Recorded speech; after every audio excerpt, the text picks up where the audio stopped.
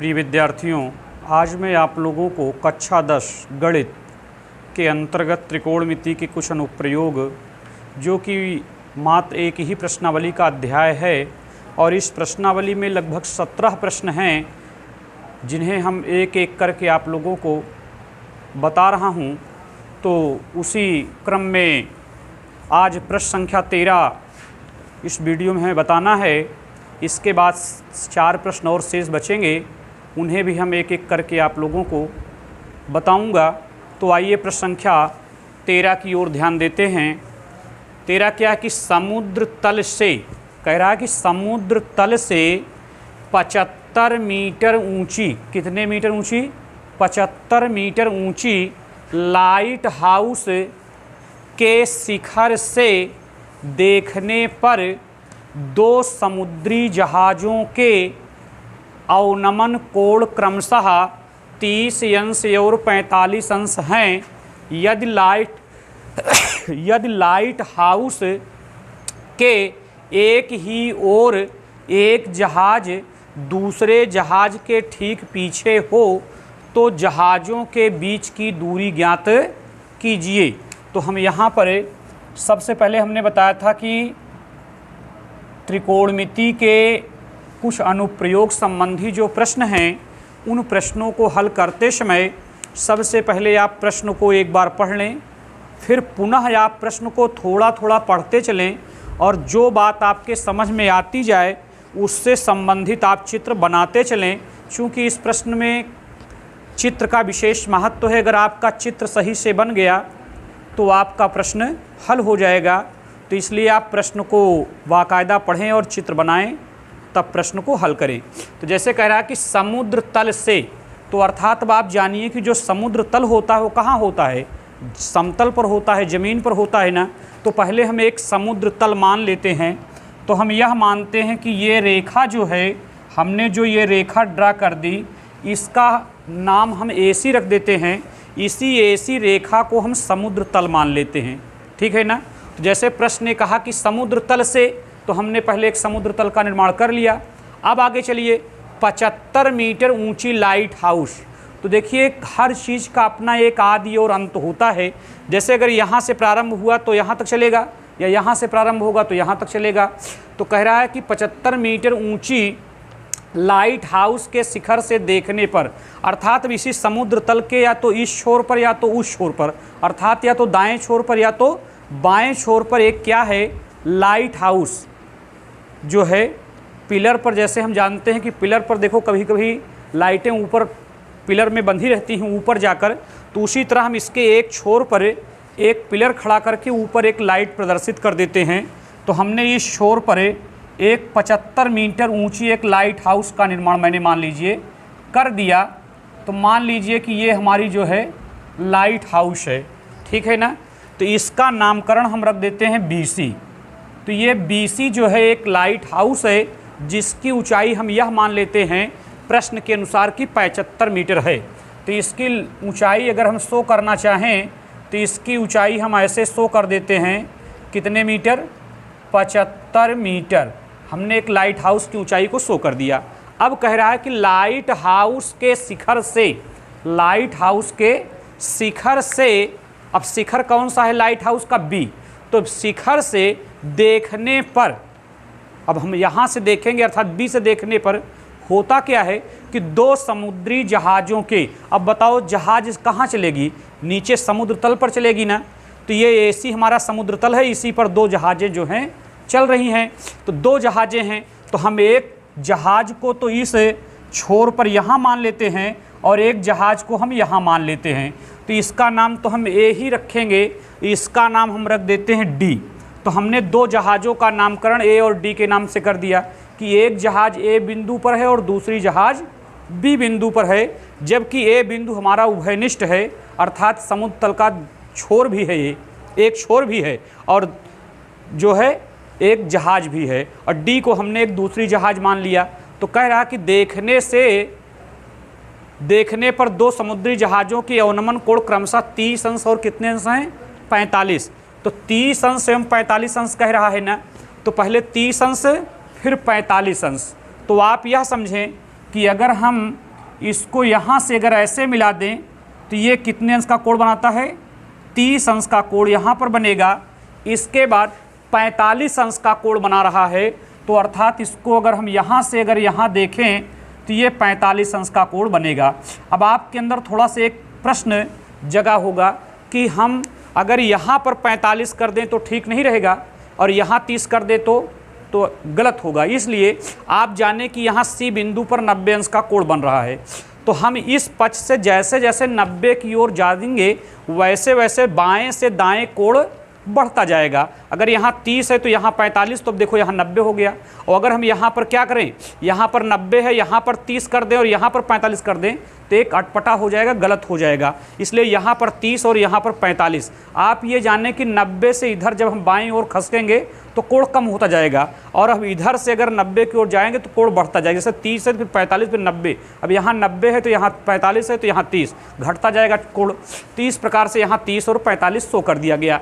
अब चलिए कह रहा है यदि लाइट हाउस के एक ही ओर एक जहाज दूसरे जहाज के ठीक पीछे हो, तो लाइट हाउस के एक ही ओर कहा है ना, तो अर्थात हमने सही चित्र बनाया है। लाइट हाउस के एक ही ओर दोनों जहाज हैं, तो ये BC एक लाइट हाउस है और इसके एक ही ओर दोनों जहाज A और D हमने मान लिया। तो एक ही ओर हैं जहाज और दोनों क्या है, एक दूसरे के ठीक पीछे हैं। देखिए एक के पीछे ये, इसके पीछे ये है ना, तो एक दूसरे के पीछे हैं। तो जहाज़ों के बीच की दूरी, तो जहाज़ हमने क्या माना है A और D, दो पानी की जहाज़ें A और D हैं, तो इनके बीच की दूरी हम क्या मान लेते हैं, यक्स मान लेते हैं। क्या मान लेते हैं, इनके बीच की दूरी को हम यक्स मीटर मान लेते हैं। तो हमको यहाँ से यहाँ की भी दूरी पता होनी चाहिए, जबकि इसकी दूरी ज्ञात करनी नहीं है, लेकिन हमें तो ज्ञात करना ही पड़ेगा, भले ही प्रश्न में ज्ञात करने के लिए नहीं कहा गया है। तो हम इसकी दूरी जो है D से लेकर C तक की दूरी हम मान लेते हैं y, जबकि आंसर में केवल हमें A और D दोनों जहाज़ों के बीच की, दो जहाज़ें A और D हैं, तो इनके बीच की दूरी जानना है। तो इनके बीच की दूरी हमने यक्स मीटर मान लिया है। और प्रश्न में भले ही यहाँ से यहाँ की दूरी नहीं, यानी ये चाहे पहली जहाज़ हो या दूसरी जहाज़ हो, इससे जो लाइट हाउस का पाद बिंदु है उसकी दूरी भले ही नहीं पूछा है, लेकिन हमें प्रश्न यक्स का उत्तर लाने के लिए यहाँ DC की दूरी भी मानना पड़ेगा। तो हमने इसको y मान लिया, इसको यक्स मान लिया, ठीक है ना। तो कह रहा है दोनों जहाज़ों के बीच की दूरी ज्ञात कीजिए। तो हमने जैसा प्रश्न पढ़ा वैसा हमने चित्र बना लिया। अब हमें केवल हिंदी रूपांतरण लिखना है, तो जो हमने माना है वही हमको लिखना है। तो हम लिखेंगे कि माना AC एक समुद्र तल है, माना AC एक समुद्र तल है एवं हम यह मानते हैं कि BC जो है एक लाइट हाउस है, BC एक लाइट हाउस है। और हम यह मानते हैं कि AC समुद्र तल पर दो जहाजें A और D हैं, A और D हैं, एवं इनके बीच की दूरी यक्स है। एवं इनके बीच की जो हम दूरी मानते हैं, बीच की दूरी हम मान लेते हैं कि इनके बीच की दूरी जो है वो यक्स मीटर है। एवं हम यह भी मान लेते हैं कि D से C की दूरी हम y मीटर मान ले रहे हैं, ठीक ना। तो इस प्रकार से हमने प्रश्न पढ़कर चित्र बना लिया और उसका हिंदी रूपांतरण हमने कर लिया, और जो ज्ञात करना था उसको यहाँ पर लिख भी दिया गया है। तो और विशेष इसमें लिखने की कोई आवश्यकता नहीं है। इतने के बाद हमने बताया था आप लोगों को कि ये जानो कि जितने कोण बनते होंगे एक प्रश्न में, उतने समीकरण बनाने से आपके प्रश्न का आंसर आ जाएगा। तो जैसे प्रश्न में दो कोण, एक 30 और एक 45 का बना है, तो एक बार 30 से हम काम कर लेंगे और एक बार 45 से, तो दो समीकरण मिलेंगे। उन्हीं दोनों समीकरणों को हल करने पर जो भी ज्ञात करने के लिए कहा गया उसका आंसर आ जाएगा। तो हम यहाँ पहले अगर 45 वाले से अगर हम काम करें तो हम यह लिखेंगे कि समकोण त्रिभुज हम लिखेंगे BCD। देखिए BC पर समकोण बन रहा है और हमें चूंकि 45 से काम करना है इसलिए हम D तक ही चलेंगे। तो समकोण त्रिभुज BCD में कोण हम क्या लिखेंगे, कोण लिखेंगे BDC, B अब देखिए डी पर 45 बन रहा है, इसलिए हम बीच में उसको रखेंगे, फिर सी बराबर 45 अंश। आप जानिए कि कोण में जो 3 अक्षर हम लिखते हैं, जैसे हमने बी डी सी लिख दिया, तो क्या जरूरी है कि बी डी सी ही लिखा जाए? हाँ, तो इसमें बी और सी के लिए तो कोई प्रतिबंध नहीं है, पर डी के लिए प्रतिबंध है। चूंकि आपको 45 से काम करना है, तो 45 अंश कहाँ बना? डी पर। तो तीनों अक्षरों के 3 अक्षर में से कौन सा अक्षर बीच में होना चाहिए निश्चित है। ये नहीं है कि इसके लिए आप बी सी डी लिख सकते हैं या सी बी डी लिख सकते हैं। इसको आप डी को बीच में रखें, बाकी बी सी को आप चाहे जहां दाएं बाएं रख सकते हैं, लेकिन डी को बीच में ही रखना है, चूंकि डी पर कोण बन रहा है।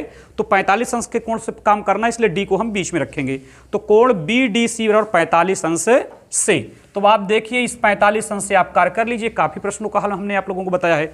तो 45 अंश के सामने जब हम देख रहे हैं, तो जो ये बीसी रेखा है ये लंब का कार्य करेगी। तो बीसी जो लंब का कार्य करेगी, तो बीसी और इसके बटे में हम आधार दे देते हैं इसका डीसी, चूंकि हमको डीसी तक ही चलना है, चूंकि डी तक ही तो सीमित है हमारा 45 अंश ना। तो बीसी लंब है और डीसी क्या है? आधार। तो लंब बटा आधार किसका सूत्र बनता है, इसको हम आपको पूर्व में बता चुके हैं। लंब बटा आधार tan का सूत्र है। तो आप जाने कि लंब बटा आधार tan का सूत्र है, तो बराबर हम लिख सकते हैं tan कितने अंश? 45 अंश। तो tan इसको हमने 45 अंश शो कर दिया। अब आप यह देखें कि BC जो है वो 75 मीटर है, तो इसको हम 75 लिखेंगे, और बटा DC अगर हमारी y है तो इसको हम y बराबर tan 45 की वैल्यू 1 होती है, तो बटे में हम 1 मान लेंगे। त्रियक गुणा करने पर y बराबर ये आपका 75 आ जाएगा, तो y बराबर 75 मीटर। एक दिन हमने बताया था कि अगर कोण 45 अंश का होगा तो आप जाने कि उसका लंब और आधार समान होगा। तो अगर इसका लंब 75 है तो इसका आधार DC भी 75 बनेगा।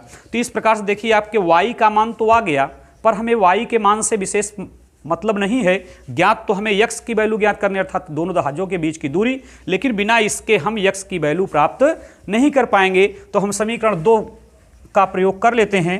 तो हम देखेंगे कि अब ये 30 अंश से काम करना है, तब ये 30 अंश के लिए पहले हम समकोण की खोज करेंगे। तो यहाँ देखेंगे कि कोण समकोण त्रिभुज हम लिखेंगे कि समकोण त्रिभुज B और C पर समकोण बन रहा है, और हमें लेना कहाँ तक है? 30 अंश। तो इसलिए हम क्या ले लेंगे?